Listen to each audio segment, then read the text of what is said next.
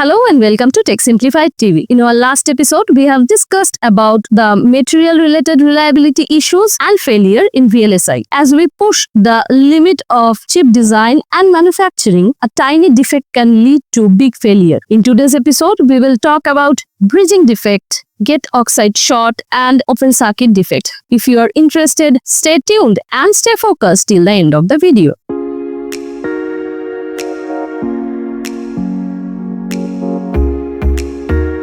Now let's take a look at the pointers we are going to discuss in our today's episode. First, understanding CMOS IC failure. Next, bridging defects in IC. After that, critical resistance in bridging defects. Next, fault models for bridging defects. Next, logic fault models. Here we will discuss about stuck-at fault and pseudo stuck-at fault. Next, logic wired AND or OR model. After that, more logic fault models. Non-feedback bridging faults. Feedback bridging faults. Next is bridging faults in sequential circuit. After that, gate oxide shorts, introduction and model. Next is NMOS transistor gate oxide short. After that, PMOS transistor gate oxide short. Next, open circuit defects. After that, floating nodes and their impacts on ICs, and finally, classification of open defects. So these are the pointers we will cover in our today's episode, and today we will discuss about three types of fault. One is bridging fault, another one is open circuit defect, and third one is gate oxide short. So we are done with this slide. We will move to the next slide.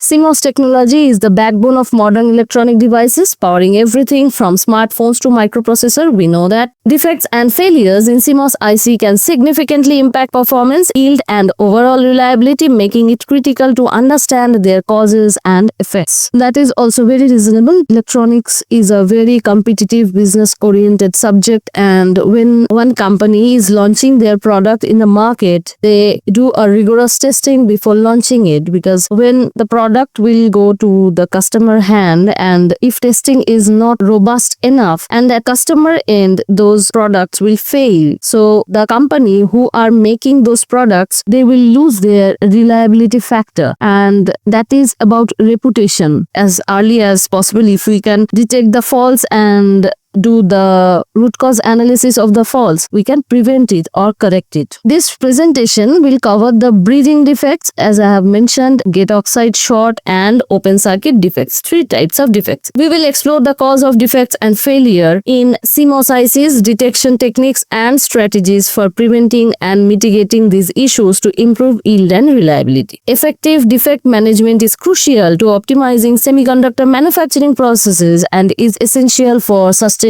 Moore's law as process nodes continue to scale down.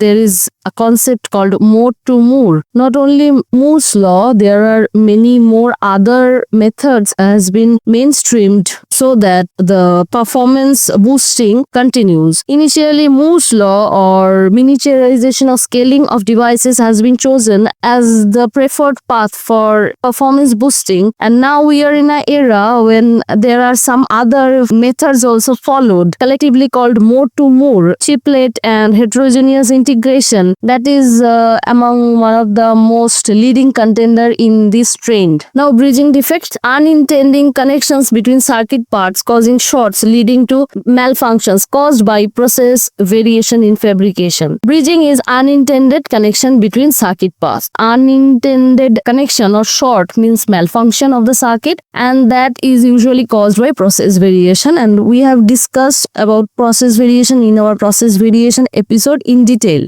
Gate oxide short, breakdown of gate oxide layer creating conductive path. Gate oxide should be ideally behave as an insulator. That oxide layer breaks down and creates a conductive path that actually impairs transistors' performance, result from deposition or etching defect. And after that, open circuit defects, breaks in conductive paths preventing current flow, causing non-functionality or failure caused by poor bonding or material defect. That is open circuit defect, where it should be a conductive path, open or break comes, and that prevents current flow, so causing non-functionality or failure that caused by poor bonding or material defects. So these defects degrade performance, reduce yield, and increase production cost. Detected via advanced testing like electrical and thermal imaging, minimized through improved process control and inspection. These defects degrade the performance, that reduce yield, and production cost is increased. Suppose we target to or intend to produce 100 chips. It's just an example. And among them, due to process and other variations and failure, we lose 30 chips. Our target is 100 and we produce it, and after production when we are testing, due to different reason, we get only 70 are good and 30 are not. So again we have to fabricate, or initially we have to fabricate more than 100. The production cost, time, and other all resources used to fabricate all those 30 chips, defective 30 chips, completely gone to waste. So that's basically production cost increased and loss of money, loss of time, loss of work hours, everything. So resource wise, it's a complete loss. Detected via advanced testing like critical and thermal imaging. There are methods like electrical methods and thermal imaging. If we can detect all those errors earlier, can be minimized through improved process control and inspection. Unresolved defects harm device reliability, emphasizing the need for improved fabrication techniques. So if the defect is unresolved, then it actually harming the device reliability and emphasizing the need for improved fabrication techniques. So we are done with this slide. We will move to the next slide. Bridging defect. Bridging defects in ICs. What is bridging defect? Unintentional connection between two or more circuit nodes causes abnormal electrical behavior based on circuit parameters and topology. So that is unintentional. It's not wanted. Unintentional and unwanted. What we want, intentionally we make those connections. That is design and fabrication following the design. Since it's unintentional connection and unwanted also between two or more circuit nodes causes abnormal electrical behavior based on circuit parameters and topology. So this is diagram we have shown here, defect causing bridge fault, and this is a physical model that represents what is bridging defects or bridge fault. Major bridge defect variables type may be ohmic or nonlinear, location intragate, that is within transistor, internal nodes, across IO nodes of separate logic gates, power rail to ground rail, circuit topology, combinational or sequential, interconnect material, metal polysilicon, diffusion region. Critical resistance affected by transistor, drive strength, and W by L ratios. Common ohmic bridge defects: metal silvers bridging two interconnects, large material deposits shortening multiple interconnects, gate oxide shorts, rupture in transistor thin oxide, connect gate to silicon structure. So metal silver bridging two interconnects, that's one example. Large amount of material deposit can short multiple interconnects. There is gate oxide shorts, that transistor thin oxide that gets ruptured and connect gate to silicon structure. Impact on ICs: memory cells and flip-flops may behave differently from combinational circuits. Power rail shorts, that is VDD to ground, do not affect signal paths but must be controlled, lead to power leakage, reducing product lifespan, and critical for low power and battery operated devices. This short VDD to ground, when we are talking about low power devices and battery operated devices, that become very crucial. So we are done with this slide. We will move to the next slide. Critical resistance in bridging defect. Definition and importance. Critical resistance is the defect resistance above which the circuit functions correctly. Determine the impact of bridging defects on circuit behavior. Lower resistance is higher risk of functional failure. Defect activation. If no voltage drop across the bridge, that means no current flows, defect is inactive. If current flows through the bridge, voltage will drop there and defect is activated. If there is a bridge happen unintentional and no voltage drop across the bridge, so no current is flowing there, because when current will flow, there will be voltage drop, V proportional to I into R. Defect is inactive. If current flows through the bridge, voltage will drop and defect is activated. So it's impacting voltage and current response to defect resistance. Higher resistance, that means output voltage approaches fault-free behavior. If the resistance is higher, no current will flow there. No voltage drop will be there. So low resistance, that is less than 5 kilo ohm, that is incorrect logic state and functional failure. Less resistance means current will flow and there will be a voltage drop. Now this is showing a diagram with two inverter, and there is a short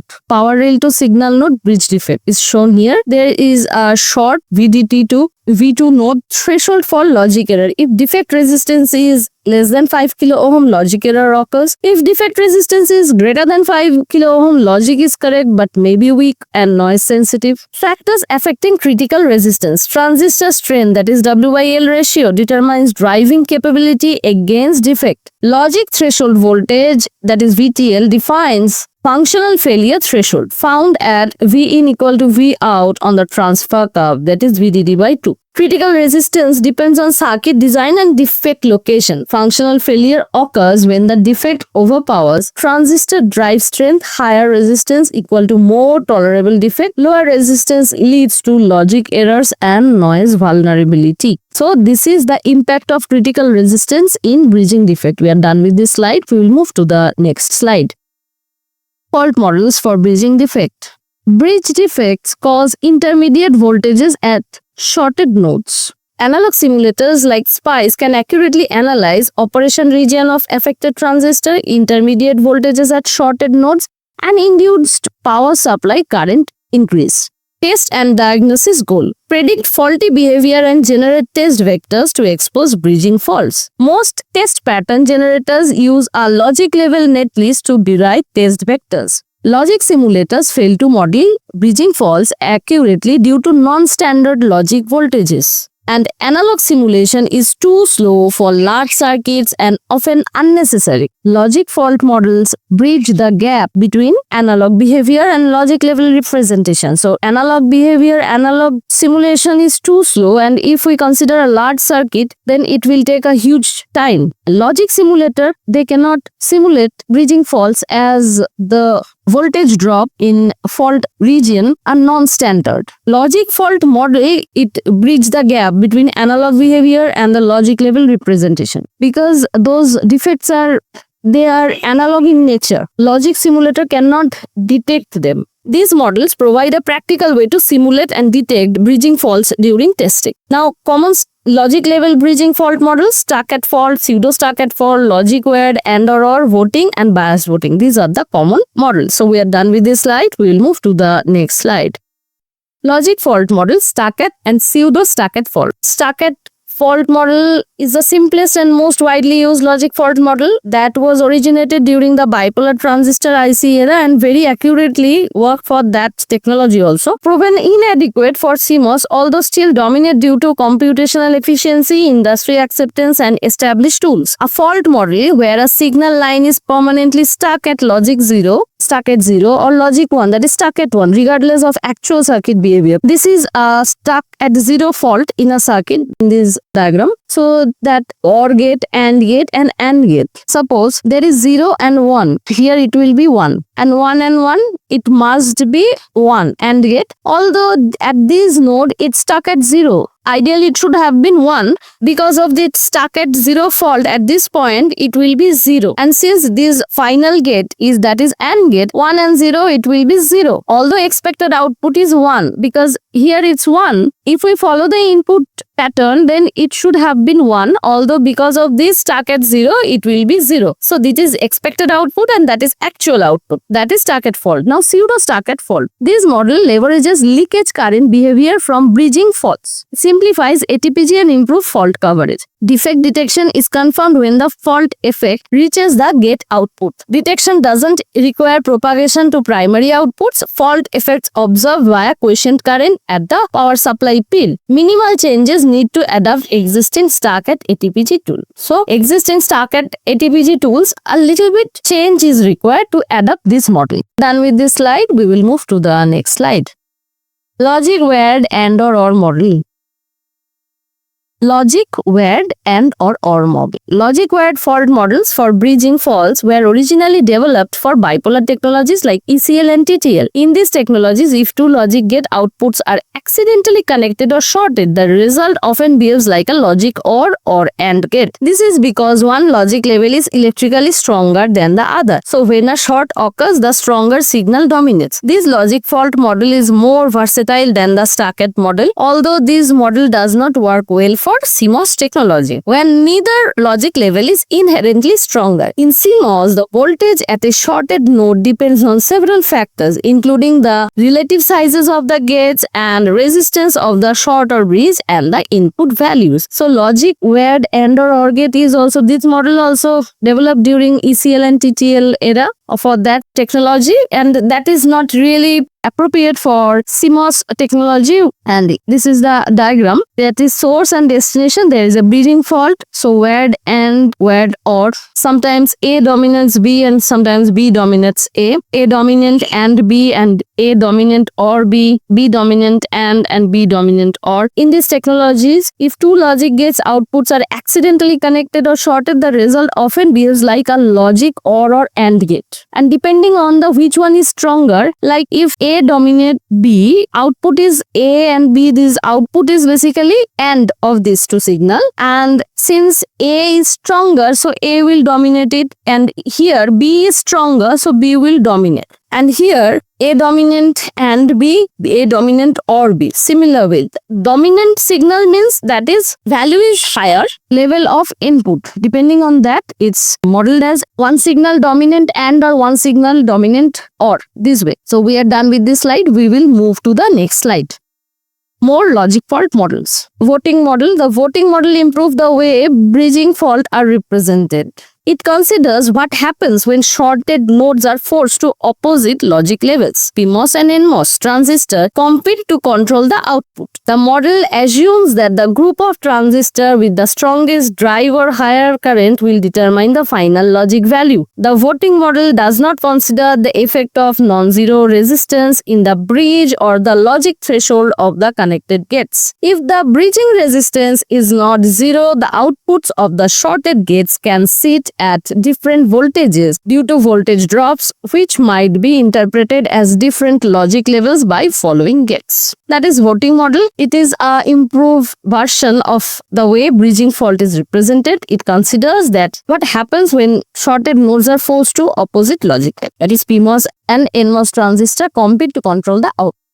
Now, biased voting, these models solve the problem faced by circuit with logic gates that have different threshold voltages. Unlike the voting model, which uses a fixed starting voltage to calculate transistor conductance, the biased voting model calculates conductance based on the actual voltage at the bridging node. This way, it better reflects the real nonlinear behavior of transistor when determining a device's driving strength. It also considers the varying threshold voltages of the logic gates connected to the shortened outputs. And now mixed description. A bridge defect causes analog behavior in the circuit. It requires a mixed modeling approach for accurate analysis. In this method, the entire circuit is modeled using digital logic except for the fault location, which is simulated using an analog tool. This approach combines the accuracy of analog simulation at the defect site with the speed and efficiency of the logic-based simulation for the rest of the circuit. That's very important. In this approach that combines the accuracy of analog simulation at the defect side with the speed and efficiency of logic-based simulation for the rest of the circuit. So these approaches followed. We are done with this slide. We will move to the next slide.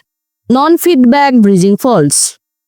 At the circuit level, we talk about two types of bridging faults, intragate and intergate. Intragate bridging fault is unwanted connection or short between parts inside a single logic gate. Intergate bridging fault is unwanted connection or short between two or more different logic gates. This difference is important for ATBG tools because the way circuit is described either using gates or transistor affects which fault the tools look for. In combinational circuits, there are two types of bridging faults, non-feedback bridging fault and feedback bridging fault. Here we will talk about non-feedback one. That is a common notion that feedback means connection between output to input. So non-feedback means there is no connection between output and input. A non-feedback bridging fault is a short or unwanted connection connection that does not create a loop or path from a gate's output back to any of its input. This type of fault is the most basic kind of bridging fault. When this kind of defect is triggered, the shorted nodes may settle at a voltage level between 0 and 1, not fully high or low, depending on the resistance of the short and the threshold voltage of the gates that receive the signal. So when such defect is triggered, the shorted nodes may settle at a voltage level between 0 and 1, not fully high, not fully low, depending on the resistance of the short and the threshold voltage of the gates that receive the signal. So that is non-feedback bridging fault. C and B both are input. There is no connection with the output. We are done with this slide. We will move to the next slide. Feedback bridging fault. Here is a connection. F is output connection. Feedback bridging fault happens when a short or unwanted connection creates a situation where the output of one gate can affect its own input through a logic path. In other words, it forms a loop. Depending on how the shorted gates are connected, three situations can occur when an input is applied to the circuit. If we take it as a black box, is where is I and J. Now let's case 1, the value at node J doesn't depend on node I. This behaves like non-feedback bridging fault. Case B, the value at node J is same as the node I. This is called non-inverted feedback bridging fault because it's connected. No. Now the value at node J is opposite of node I. This is called an inverted feedback. So whatever value we are giving here, that's output is opposite. So that is inverted. It's getting inverted here. So that is inverted feedback bridging fault. We are done with this slide. We will move to the next slide. Bridging faults in sequential circuit. Control loops in sequential circuit. Floating state, memory state not controlled by logic. Forced state, memory state driven by preceding logic. And detection depends on circuit design and location of the defect. Bridging faults in flip-flops. Behavior depends on flip-flop design, CMOS versus NAND based. Some bridging fault do not elevate current but affect timing, that is setup or hold timing. And design modifications can improve current based detectability. Bridging faults in semiconductor memories. Bridging faults in SRAM may not always elevate quiescent current. Floating control loop can prevent detection, and bridging fault in DRAM cause logic error but do not elevate current. Bridging fault and technology scaling. Physical defect mechanisms remain unchanged. Impact on IC behavior changes due to scaling effect. Key scaling effects. Critical resistance decreases, makes logic testing less effective. Higher leakage current reduces effectiveness or traditional quiescent current testing, and advanced detection needed.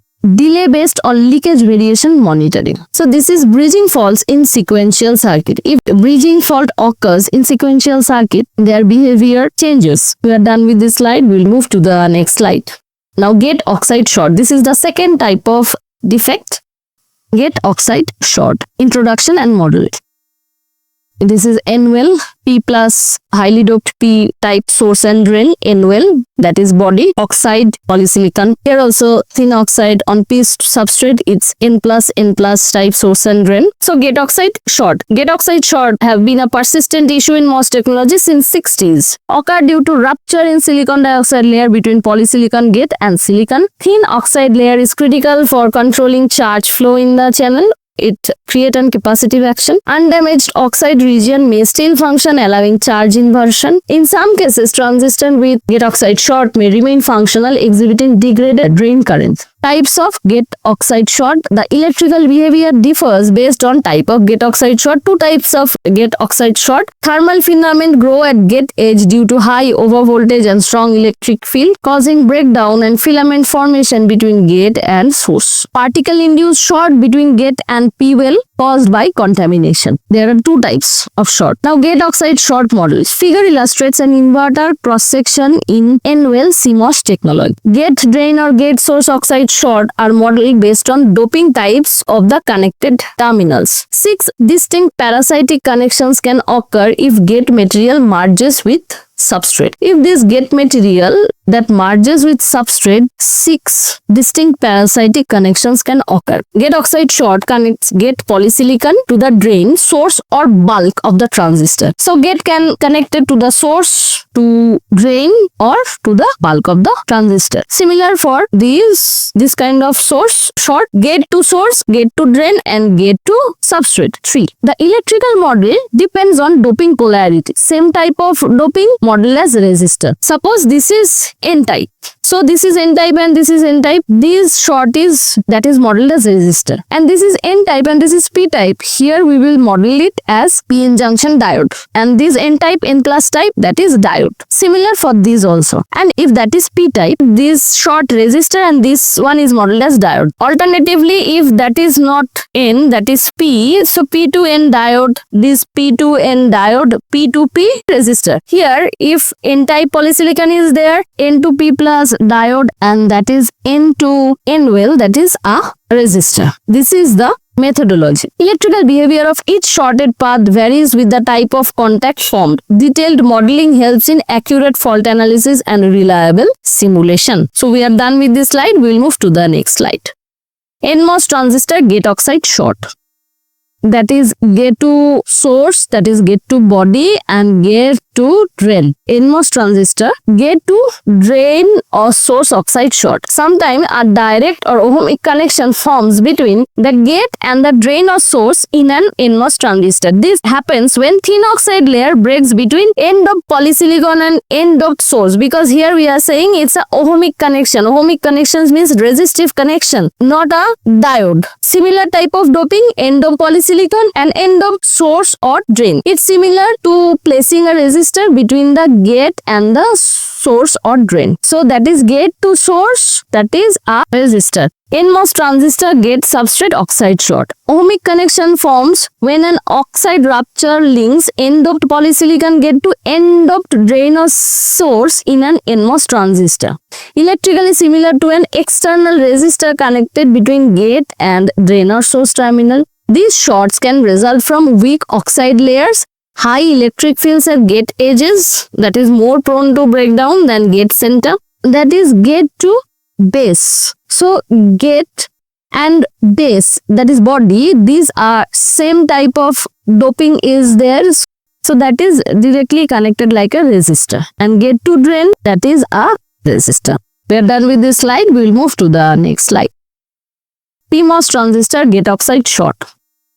PMOS transistor gate to drain or source oxide short. When a PMOS transistor gate gets shorted, it can form a diode. If the short connects an n-doped polysilicon gate to a p-type source or drain, if this diode-like short happens at the source, it limits the gate voltage when another transistor tries to pull the gate to zero. If the short is to the drain, things are more complex. The diode acts like a nonlinear feedback loop from the output or drain back to the input gate. But if the gate is made from p-doped polysilicon and shorted to the source or drain, it creates a direct conductive ohmic short, not a diode. This is a diode. PMOS transistor. PMOS transistor means P plus source or drain, and here n-doped polysilicon. So n-doped polysilicon to p-type source or drain, that's diode-like short happens at the source. That is also diode. But if the gate is made from p-doped polysilicon and shorted to the source or drain, it creates a direct conductive or ohmic short, not a diode. Like this. PMOS transistor gate or substrate oxide short. A defect occurs between n-doped polysilicon gate and the substrate of a PMOS transistor. N-doped polysilicon gate and substrate of a PMOS transistor. PMOS transistor means N type of substrate. It creates a low resistance connection to the substrate since both have the same doping type. When a power is applied, this defect combines with the transistor to create a parasitic PNP bipolar transistor. This effect becomes more serious in a single well CMOS structure where the parasitic bipolar transistor caused by the defect can interact with the other parasitic devices in the circuit. This can trigger latch-up, a condition where circuit enters a high current unstable state with a negative slope in the IV curve, potentially damaging the device. This is the situation described here. It's a PMOS transistor, so obviously the substrate is N-type and polysilicon is N-type. Gate to body or gate to substrate, that short it's a low resistance ohmic connection because both have the same doping type. So in such situation, this defect combines with the transistor, the created transistor, a parasitic PNP bipolar transistor. This effect becomes more serious in single well CMOS structure. The where parasitic bipolar transistor caused by the defect can interact with the other parasitic devices in the circuit. This can trigger latch up, a condition where the circuit enters a high current unstable state with a negative slope in the IV curve, potentially damaging the device. So this is PMOS transistor gate oxide short. We are done with this slide. We will move to the next slide. Open circuit defects. This is a third type of defect, open circuit defect. Open circuit defects in ICs are unintended breaks in metal or polysilicon or diffusion interconnects, leading to diverse failure conditions. They are more complex and harder to detect, often causing partial or intermittent issues. As CMOS scaling pushes metal line below 130 nanometer and increases via height to width ratios, the risk of open defect rises due to billions of vias and extensive interconnects in modern IC. What are the challenges in detecting and testing open defect? These are breaks or partial discontinuities in conductive path like wires or vias that interrupt current flow. Partial open can cause intermittent faults, making detection and localization difficult. Standard models like Starcat or bridging faults often miss open defects, especially partial or resistive ones. Advanced models like IDDQ, transistor level or resistive open are more effective but require more resources and time. Open defects may not be active under normal condition. They often manifest only under specific voltage, temperature or timing stress, leading to unpredictable behavior. They not really active under any normal condition, some specific condition. So as feature size shrinks, that is 5 nanometer, 3 nanometer, narrower wires and vias increase the likelihood of open defects. Process variations can either hide or worsen these defects depending on design tolerances. Opens may escape detection during factory testing but fail during actual use. It is called latent defects. These pose serious risk for high reliability sectors like automotive, medical and aerospace. That's a metal line and there is a crack which is creating an open that has been modeled as a capacitor voltage divider. We are done with this slide. We will move to the next slide.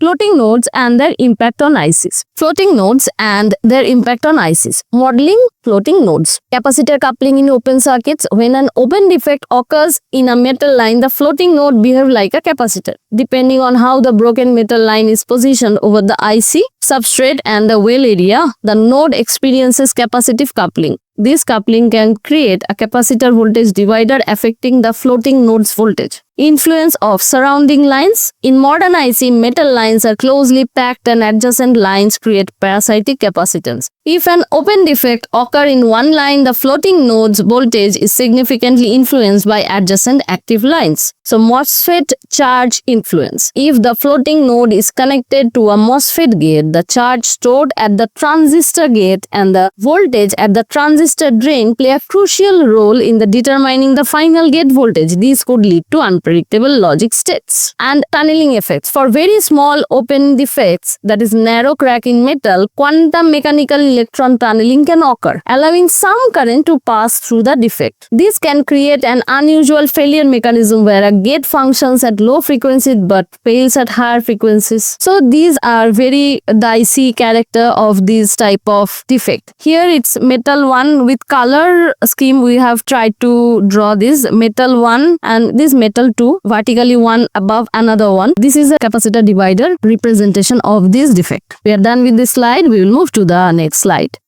Classification of open defects.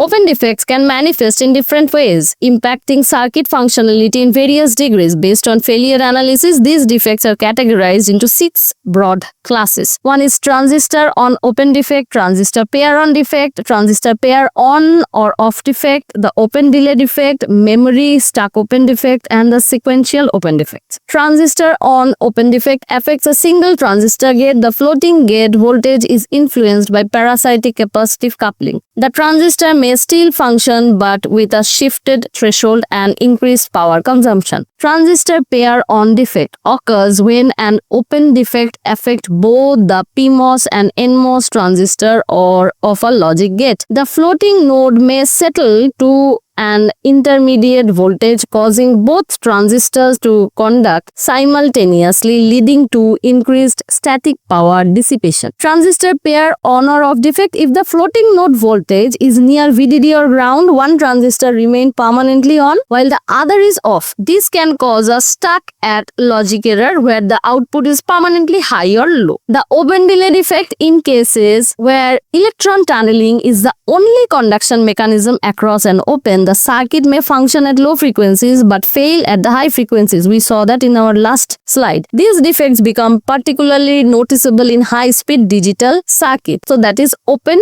delay defect. Memory or stuck open defect. A transistor remains off due to an open but previous charge stored in the circuit keeps it functioning correctly. The defect manifests only when certain input sequences causes the stored charge to be lost. This is one of the most difficult defects to detect using a standard functional testing. It's a quite weird situation. Transistor is off due to an open, although because of previous charge stored in the circuit keeps it functioning correctly. The defect only manifests when because of certain input sequences cause the stored charge to be lost. Sixth is sequential open defect. Occur in sequential logic circuits such as flip-flops and latches. Can lead to logic race conditions, erroneous clocked behavior or timing violation. These defects may or may not elevate static power consumption. These are two diagrams, one open transistor in inverter and another is large open defect. Representative diagram, two diagrams are there. So we are done with this slide. We are done for our today's discussion based on three types of defect, that is bridging fault, open